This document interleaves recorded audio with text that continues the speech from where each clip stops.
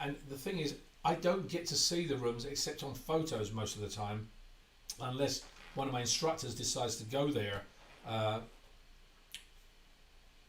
to help me out, basically, to see what it is, if there are any steps I should be aware of, if any. And when we were in that room, I remember there was a very loud AC unit, and we couldn't turn the damn thing off. I got there, and I remember skating. We came in through the back door, and it was through the kitchen. People say acting's glamorous, so now you always end up in back areas like that. But it was a good space, and I think it went well because it was a variety of people. It wasn't a huge number of people. Usually we get between 20 to 30 people in most of our events. This year has been a lot less in some areas. It's been 12, 15. So I'm actually curious if you guys would like more leeway into events, which is what we're trying to do this year. We've been working on our Paris event and Europe France event, which I'm hoping to actually have up on our site this week. We need a few more details as to real schedules and hone it down a little bit more succinctly, but I can't tell you how frustrating French bureaucracy has been. It's taken us 3 months to get any type of answer from people as to costs, and I still have no answer from some of them. I have people working on it, and it just French people are like, I can't believe this, we do this. And I said, yeah, we had that in Highlander. A lot of the time those costs took a long time. Anyway, Grand Rapids, it was an academy event, and again we only did 3 academy events this year. This was the very first one, and I always like changing things up a little bit to give you guys something different to go in. This one was, I'd never been to Grand Rapids and done a academy event, and that's one of the reasons I chose academy, because the last time we were there I'd done a convention event which was pretty big, and I'd actually unfortunately ticked off the promoter because they told me not to go into a certain area, and I did, and apparently the convention weren't too happy about it, and so I think they made him pay a slight fine for me, but I didn't know I was not supposed to walk into that area or something anyway. But so that's why I chose an academy event for Grand Rapids, and as you can tell, this is a yellow style, and if you look at all the banners that we're going to be looking at, you can see the difference between them, because the yellows are the academy events and the reds are the elite events. So we have a slightly different colorization for different types of events that are coming up. The next one we had was New York. Now, Cortland, New York, that was a convention, a very small convention, and I was a little apprehensive about going to Cortland because it was a very small area. I knew nothing about it, but I thought, well, let's try it. And this was one of the times where I started to have one training location and a filming location, because this was supposed to be an event that started off an elite event, and this actually started our East World series of 6 that I mentioned earlier on. And this was interesting because I didn't really know what the place was going to be like, and we actually had, it was a stage area, a black box area, and I went in the day before. This is what I normally do when I go to events now. I'm always there the day before to go to the event space so I can do adjustments to the script, the way we film it. I have to do the scheduling, because all the scheduling is very, very tight now, as many of you know when we come to events, that it moves pretty quickly. I've tried this year to give more space to you to have more relaxation in between for a lunch or something of that nature, so that it doesn't get too hectic. But Cortland was interesting because it was a black box, and I got the ideas once I got there, and the whole thing kind of came to me when we went into the, and if you go and look at the actual video for this event, when we went into the room, I said, can you turn these lights off? And I saw these pools of light, and I thought, oh, that could look really good with this like holding room for these mechanical robots, if you like, or taken from the East World world. These are humanoid forms in robotic form, which is actually a real thing these days. I don't know if many of you know, there are speaking and reacting robots. They are humanoid forms that they have developed. It's just kind of scary because, you know, you're going to have, you know, these things are going to be developed more and more and more, and eventually the fantasy that you have in the film these days of these robots looking humanoid and you can't tell the difference, like in Eastworld, may actually happen at some point. But Cortland had this really interesting. So I shot the day before, and usually what I do is I shoot a couple of things the day before to complement what we usually call B-roll this event. And Cortland was these lights, and when I finally saw it, actually it looked pretty good. And it was a really interesting introduction to the that event. So that they were very, very nice. I think I'm going back there this year, so I have to find something a little different this time to do it, or I do the continuation of this particular series, which I've thought about doing perhaps. And but anyway, so that was the very first one of that series. The next one was Maryland. We went to Maryland. Now that was our retreat for the year. Now Maryland was a 2 or 3 day event, and we actually found this location the year before when we were looking for locations in the Baltimore area. And I thought, actually, this could be good. It doesn't work for us for a 1 day event because of the cost, but for a 2 day, it could be interesting. And I wanted a space where you didn't get outside influence. And this was done on a massive, massive estate where they also had a dojo set up there. So my idea on this one was to get people immersed in things and give you guys time gradually to understand the sword movements, to understand other things in there. That's why we also had movement of evasion. We had Dylan doing the evasion techniques. We had JB doing the real evasion of distance between a sword. How do you do that? And each of the classes were very, very different. We had a cutting area, which was a lot of fun. And what never stops surprising me is the amount of time or which people are going to get it first. People I look at sometimes go, oh, you should probably be able to get it. Don't. And the people I don't think are going to get it actually really do. So anybody can do this. And that's what has always kind of surprised me. It's kind of like it's been a journey of exploration for me. And people have asked me, you know, what is it like to teach? And I said, well, actually, it's really interesting because I learned so much from the people that come to a lot of the events. And Maryland was, as you can see in this poster up here, that was a beautiful lake that was there. It was very serene. I think it takes away the stress, and I think we need certain events sometimes to get away from our everyday lives, and that's what the sword experience hopefully does, is allow you to be part of another community, be able to do a different type of event. I don't know how much time we've gone through so far because I've been babbling a lot, but anyway, the next event that we did was Texas. Now Texas was interesting.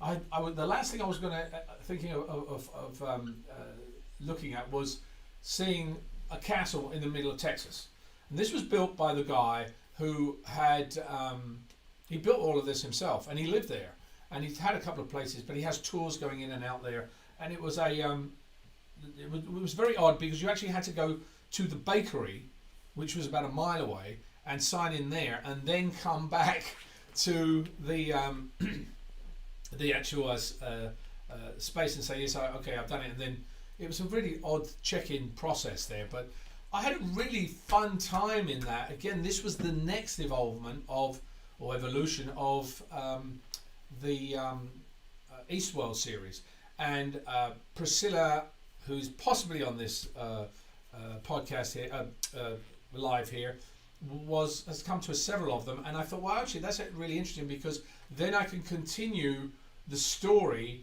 as to, okay, the first one, they left the first one, and then in this one there is a follow through, and she is the one now that starts reactivating these droids that have been you know, subjugated, and we did a little special effect in this one, which is something I hadn't done before, which was on the arm, showing you the things that I actually had her daughters in the actual event, and everybody was. And I love Texas because you guys really sort of get into it, and I've had a lot of great support in Texas, and I'm hoping this year to go to more than. We actually only did one in Texas this year, apart from the one we actually have coming up in January next year, which we had to push from this year, which is in Dallas.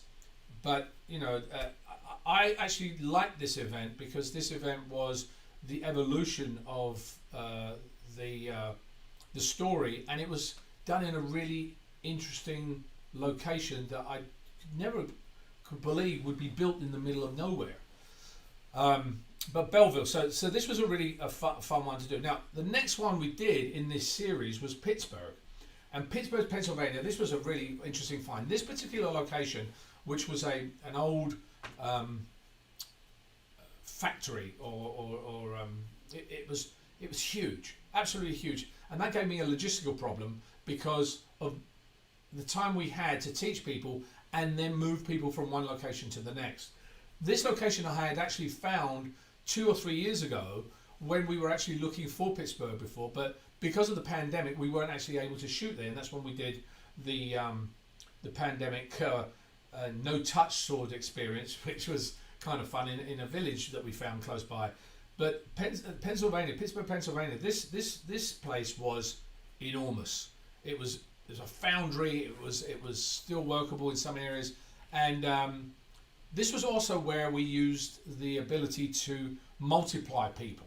So I would have several of you stand in one location, and what you have to do there is you lock the camera off, and then you take the people in this area and then you shoot them there, and then you move them to this area, making sure that they're not kind of stacked behind each other.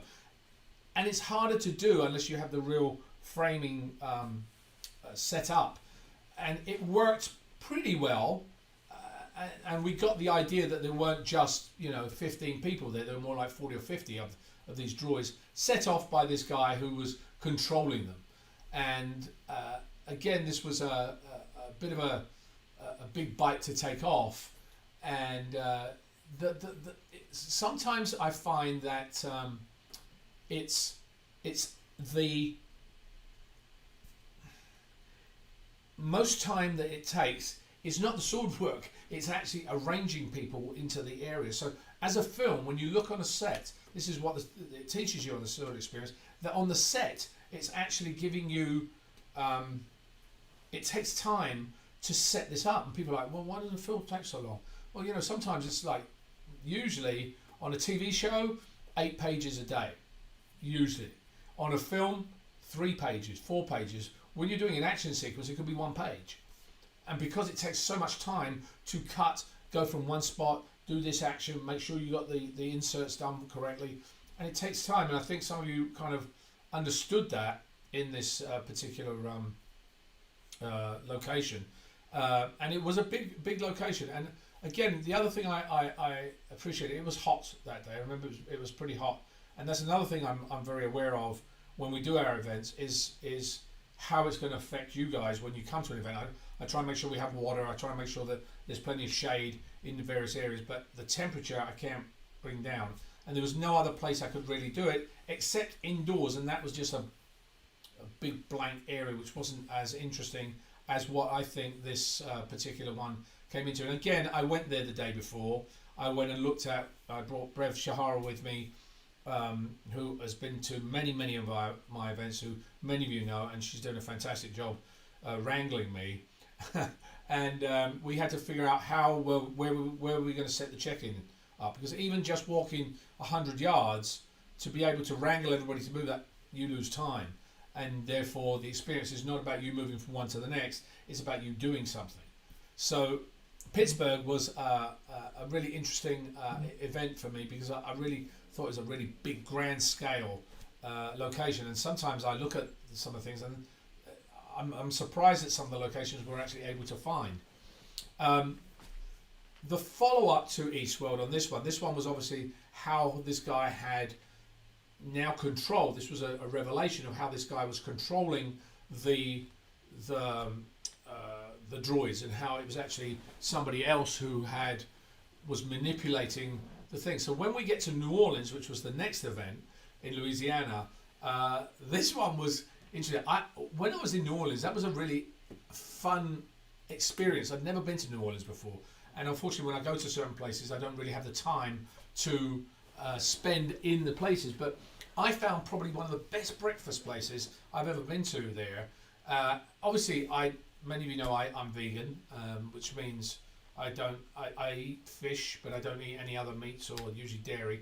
And I found this little restaurant, a really tiny little place, but it had great reviews. And I thought, you know what, my event is at, I can't remember what time it was, but I was going to get there dead on the time they opened. And I got there dead on the time they opened. There was already a huge line outside the door, and it was in this really weird, funky residential area where there was a long line outside the door. And I thought, well, this place obviously has good food. And I got in, and I looked at my time. I said, yeah, I think I've got time. I did. I had time. I had breakfast there, and it was really a very good good food. And I had another. It was very the area where this was in a park, and as you can tell, the building itself was used for different events, usually weddings and things of that nature. But I thought this could be kind of fun if I shoot a certain way. We had the parking lot behind us and other event spaces behind us, but in front of us, as you can see in this picture here, there is the water.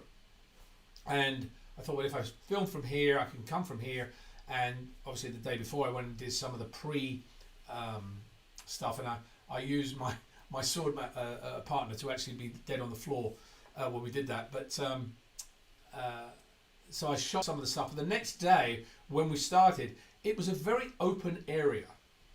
And we had a number of people who actually came in costume this time, which was great because I made it about Roman world. This was the East world's Roman world where people could do whatever they wanted to do, you know, etc. So I had people in Roman costumes, in togas and stuff, and it was great. It was a great part of the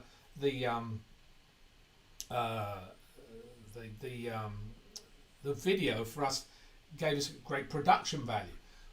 When we were rehearsing in this area, as I said, imagine pillars all around you, we had people walking by all the time, coming to look and see whatever. And occasionally we had people wandering right through the middle. And I remember at one point, we actually had a little bit of a problem here. We had these people walking through the centre, and I'd said to them, I said, excuse me, this is a private event. Because what they do is they walk into the middle of the thing, we're taking a break, and they're standing there taking photos. I said, we have to start working here. I'm swinging swords, could you please, you know, move? This is a private event. Well, you should have had signs up. I'm sorry, but that's what the municipality has given us because it came from the municipality. You have to actually get this location from the Parks and Recreation Service. And this person turned around to me and said, no, you know, and then they started taking pictures at the end. I said, listen, please, can you just please move on? Because really, and it was an English guy, it was an old English gentleman.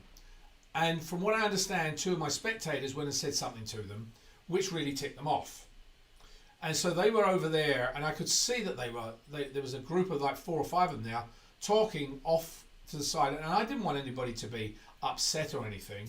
And so I went over to them and said, look, I'm really sorry if something was misrepresented, but you know, we do have this space and we paid for the location. And he said, well, you should have had signs up. I said, but that's not the point. Well, you should have done this and you should have done this, and I shouldn't be talking to. I said, I'm really sorry, but it didn't matter what I said to this person. He was going to argue the fact. And finally, I just said, you know what? You can go and do whatever you want to do, but I'm doing this event. Please don't come back. You know, and it was an interesting lesson in understanding, because every event I do, I learn something. Now, if I do more of a parks event, I would make sure that we have barriers set up. Although in the videos, when you're seeing your videos going back in your training, you don't really want to see that yellow tape that says, please don't cross, cut all the way across the event area. But I may have to do it to save, you know, having to have a discussion like this with that person. But anyway, this event was the event where we see Priscilla's character come back in and revive these people again. This is setting them back up, and they get kind of slaughtered. And we actually, the great thing about this area is that we had grass, so people were throwing themselves on the floor, dying, and that. Now, that was fantastic. Where I can't do that, like in the last event we were in Ogdensburg, where it was a mine, wet floor on the mine. I can't say, you know, could you just lay on the floor for a second? So that was that one. The next one was the follow-up to the next one. So by this point, we're now moving, and obviously my editors are like, well, what is this and how is this? We went to Chicago.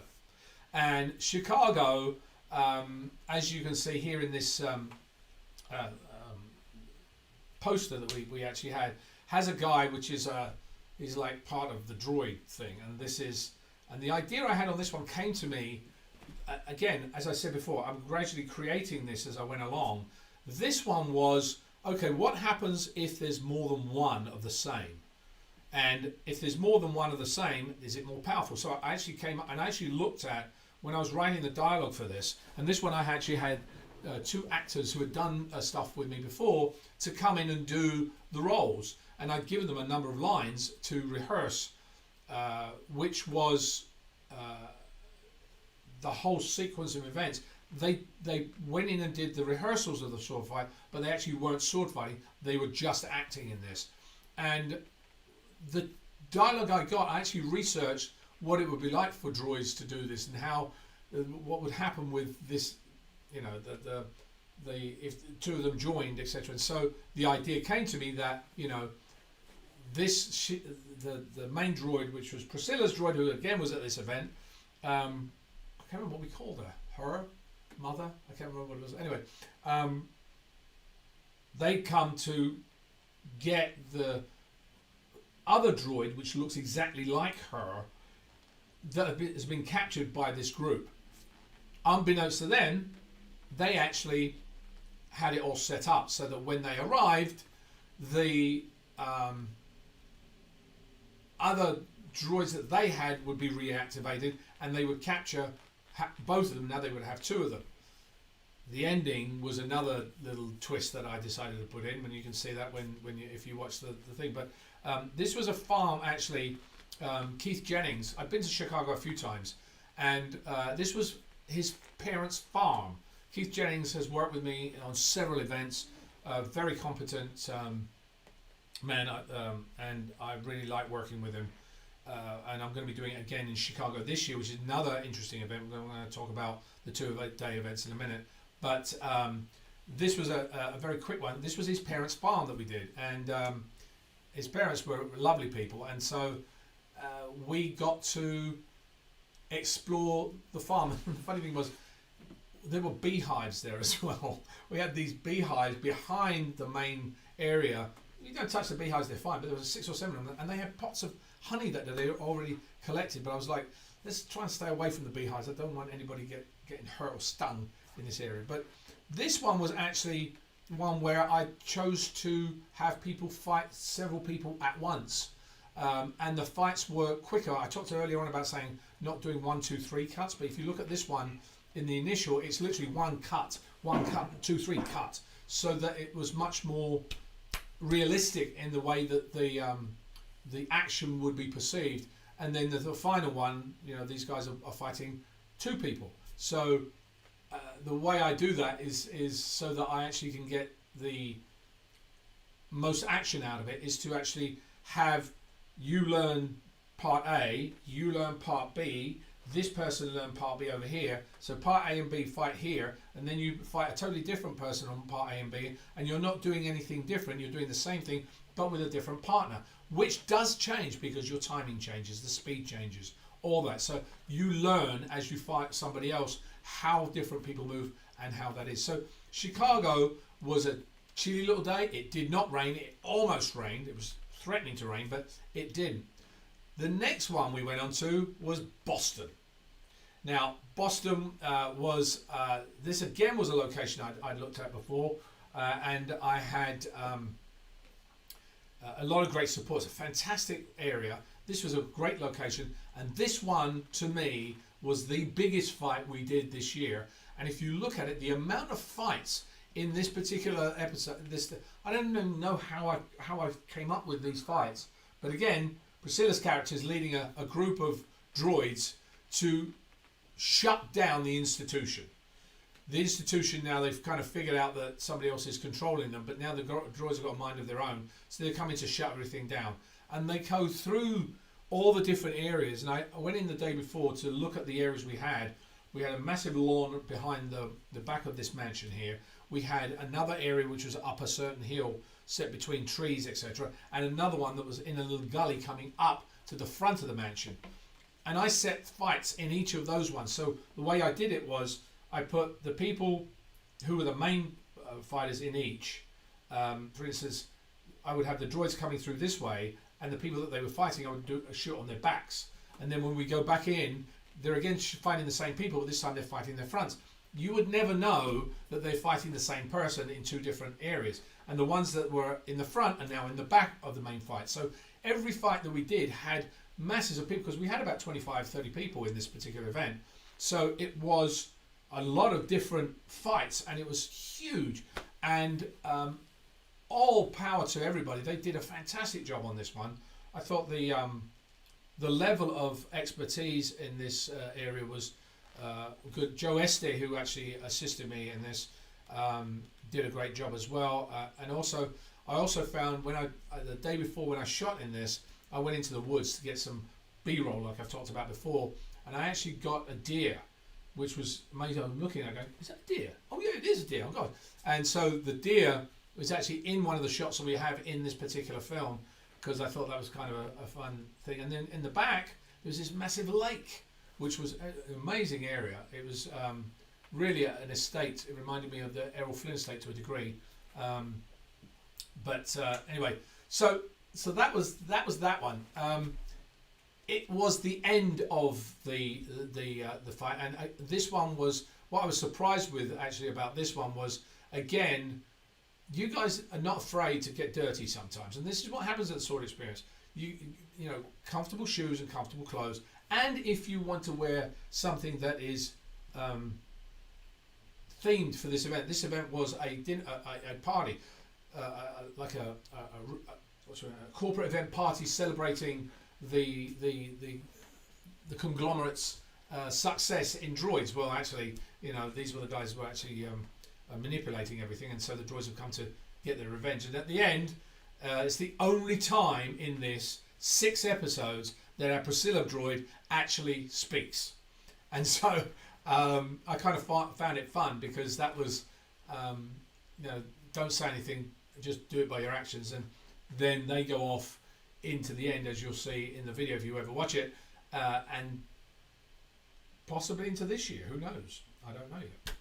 So so America was pretty much done. This then took me into the summer months, and the summer months we did 3 events. We started in France this time, in Aix-en-Provence. Now this was really just an introduction. It was a very small event I did in Aix-en-Provence, because I'd never been to Aix-en-Provence. I had some friends that lived there. Fantastic area, beautiful area. And I did a little scouting for this year's event at that event, and I love that area. It is so amazing, and close by, this is why we've done the Provence this year, there's the city of Orange, which has an amazing Roman amphitheatre. There's the Avignon, which is the city of popes. Fantastic castle, just amazing city.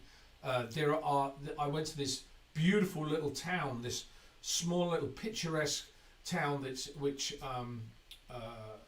was like a fairy tale. Had a little river all the way around it. It's called l'Île sur la Sorgue, and it's again, this was like a little medieval town, but beautiful little streets with stores and little knickknacks you could buy, and really beautiful little area. Anyway, so but it was a very quick pop-up event, and it was actually filmed by one of the gentlemen we had there. And I thought to myself, yeah, this is an area I want to come back to, and this is why I chose this area. We're not going exactly in this area this time, but it is also open for us to travel there if you want on a day off, because we are in our tour coming up next year. We're going to be looking at spending all this time in Orange and Avignon and all these different places, and actually having them possibly be able to go to these spots to spend the day there if you want to go and visit. But Aix-en-Provence is a beautiful little town, and I'd love to be having a spot there nearest. Next one we did was England. Now England was a 2-day event. Came up with this idea because I thought, let's give people another type of event. We actually did 2 days. The first day was at this great castle that I saw, but it was more like a hotel castle, which I stayed in at the night. My son was with me this time. I brought my son to this one, and he was so excited because I also then took him to see his uncle afterwards, and he went to a soccer, football, depending on where you come from, academy for a few days as well. After I went on afterwards to go to Ireland. But in this England event, the 2 days was set up with the first day training everybody. But on top of that, we had archery and we had axe throwing. And so it wasn't just that day. And then once that was all done, we did film the portion that particular day for those of the people that actually just came for the day. But then we also went the following day to 3 other locations. One was the Armories in Leeds, which was this astounding area which had all these different armory collections from, well, way back. And as well as it had a demonstration by two reenactors.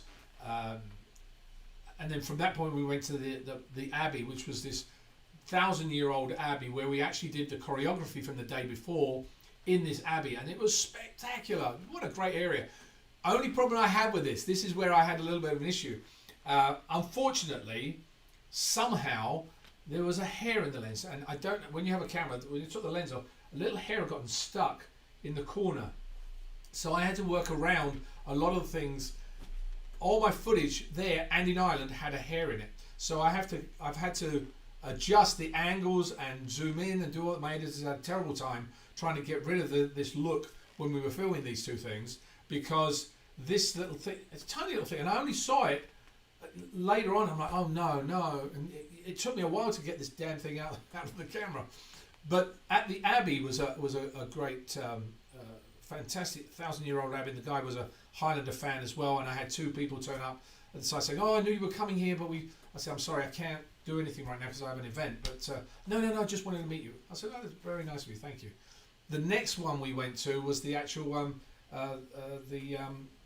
the house, this massive estate, which actually was all financed on the backs of slaves, pretty much, the textile industry.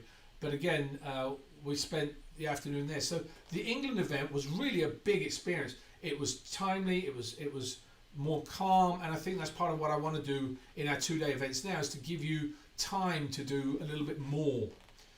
When we went to Ireland, Ireland again this estate was a massive estate. It had previously had an event that had, I think, 50, 60,000 or 100,000 people over the weekend as a concert. And this again was another thing where I started doing katas for the movements, because once I did that, the people that were there, I was able to get them to fight 3 different fights with different people and focus on one person each time, but doing the same choreography. So you would learn, and that's one of the things, if you look at the testimonials, people said, I really like this because I was able to learn the form and spent time on the form, and I thought I knew what I was going to get, but then suddenly you changed it and made me go with somebody else, which actually then changed the whole fight again. So this area, this space that we went to in Ireland was, originally we were going to do 2 days in Ireland, but unfortunately schedule-wise it didn't work out. I may try and do it this year, but I'll see. But it was a fantastic area. I just had a great time in Ireland, and again, this was a different type of event where we made it more about the style of the place rather than the story. When I got back to the States, we got to Colorado and Castle Rock, and this was another Academy event. We did it at we did a very similar type of event that we did back in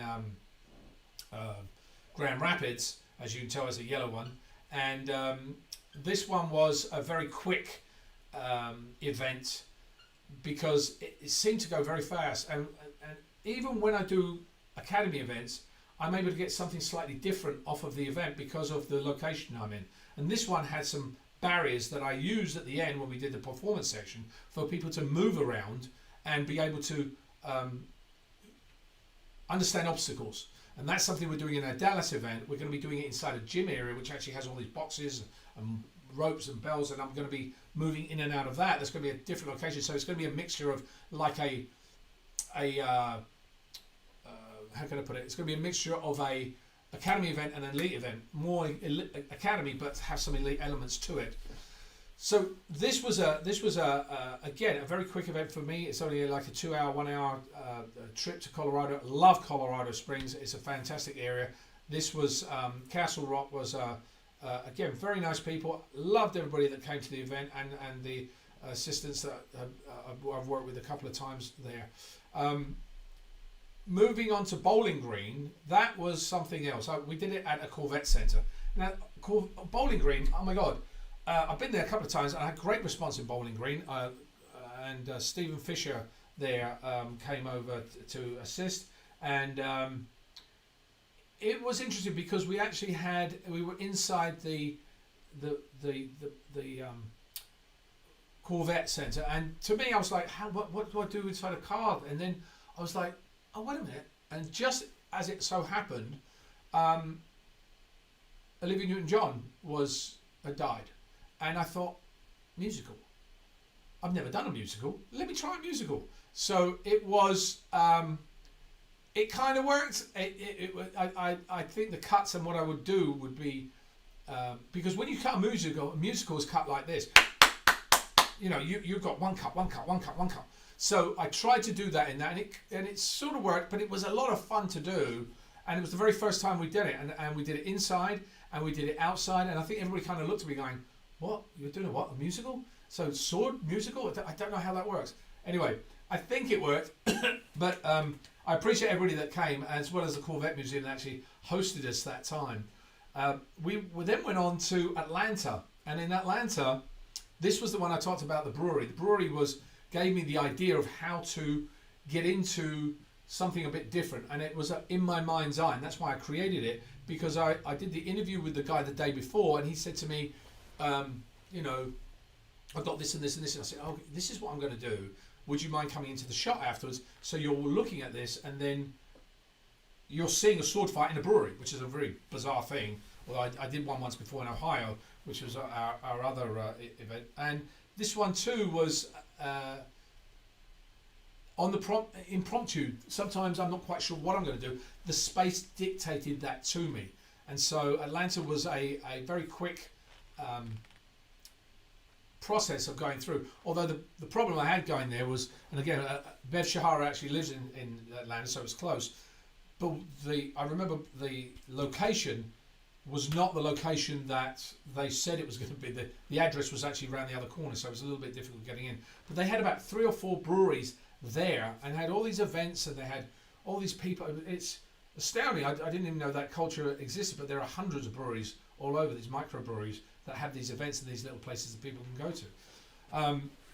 The next was Tampa, which was pretty recently, and that, as I said earlier, was the very first introduction to VVVI, which was a lightsaber, or should I say, not lightsaber, there are our laser swords that are going to be used for the event. And this one too is a very different event than we've done. We've done one before in Tampa where we did a themed Star Wars-esque event, but this one was more about introducing real life type of instruction into laser swords, rather than it just being this. It was about technique. It was about these things you don't normally see. One of the moves we had was a block like this, which then pushed, which then has a cut to it, which is a real technique.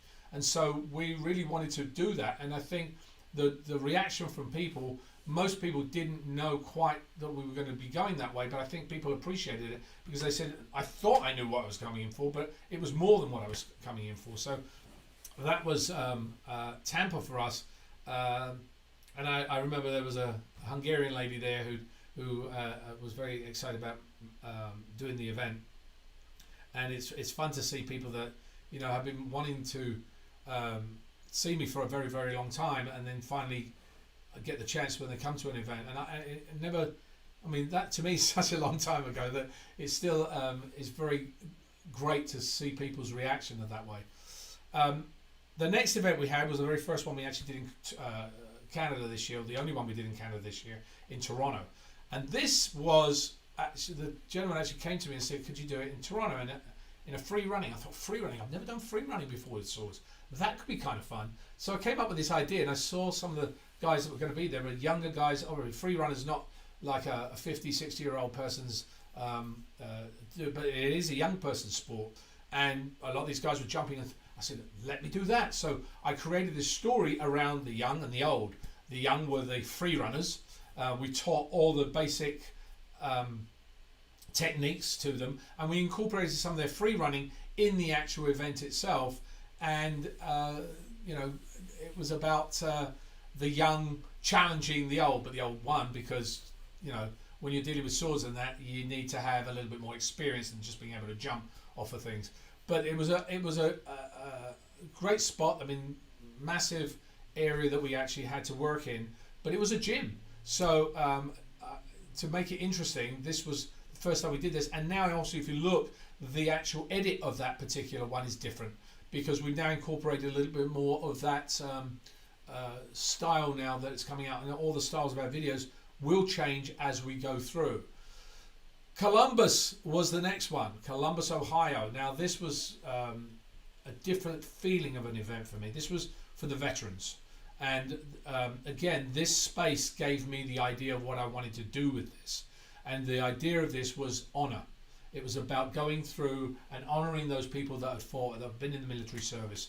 And that's really what the whole video, which is still being cut, is going to be about. It's about honor, about understanding that people sacrifice things a lot of the time. And that was really the line through the event. We had a fantastic area on top. We again incorporated a lot of the real martial art techniques. We've been handling now, going into a lot of the guard positions, and people are working in that. So very much like you'll see in the event, there is a correlation between what they do in the military in a line formation as to what we do in the sword experience in a line formation, and keeping well apart, but being able to execute something in a form. And that was really why we did this particular event, and why it came out that way. And I'm hoping, my editor came through the first cut, that's why it's taken up a little while. If any of you did the Ohio event and you're wondering where the video is, he came out, he did it like our other events, and I don't want it cut like that. I want it cut in the way I actually originally saw it, which is the sword experience itself is part of the story, how the similarity between the two is. And so we did it in an area which was a real gym. This one was, I hope this one comes out how I think it's going to come out. Tacoma, Washington. Hadn't been back to Seattle for a very, very long time, and this location was interesting because this is the first time I split the event. We went to a gym to teach the techniques, to teach all the things like I've begun to do, and create a kata, so people understand that one movement follows the next, and then we're able to do that in their pairs. When we went to the Museum of Glass, which was a separate location, I gave people an hour lunch so that you could go and do something else. You could go. So I found, especially when you're learning lines as an actor, you tend to not want to learn them all the way. Keep learning. You have to stop, go away and relearn them. And so when this one, there was a stopping. So when we came out, we then started doing we went to the Museum of Glass. The day before, I went in there, and they said, "Oh yes, this is your space that you rented," and it was a theatre space with seats and small. And I went, "This is." He said, "Yeah, this was it." And Brandy, my said, "This isn't what we rented. This is." Luckily, they had what I was hoping for, all the exterior glass structures that I was looking for, and I found this bridge with all this great, amazing artwork on it. And so this time we've created an event. This comes from the event space. This event was about shattering people. So I've created things, and we're finalizing that one now. This one should be out in another week, because we're finalizing some of the special effects in it, where when instead of cutting people normally, they shatter like glass. And so There was a massive foundry in there. People could watch the foundry. They could go through the museum. They were able to do something else rather than just a sword experience in that time that they had off. So Tacoma was a really different type of event. Beautiful museum there, and I think different than any other event we've done. Again, didn't have a large number of people at this event, but I think it will come out pretty interesting. Again, it's a different style, and again, as I've mentioned 3 or 4 times in this talk, it was about the location.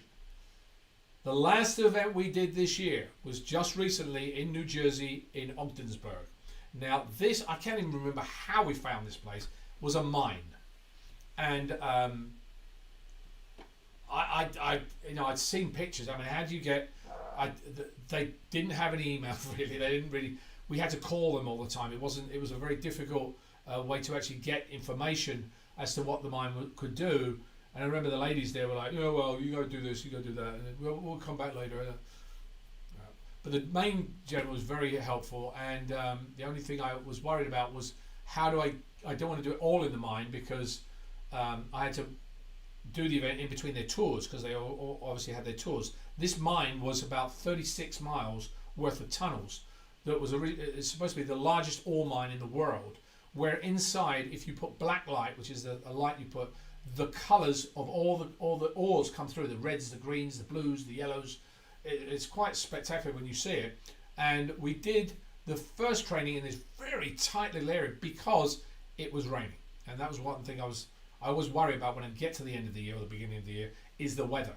And it was raining at that point, so we got in there, and I had 20 something people, and we then went inside the mine. Now earlier I spoke about New Orleans, how everybody was able to throw themselves on the grass. In this one, it was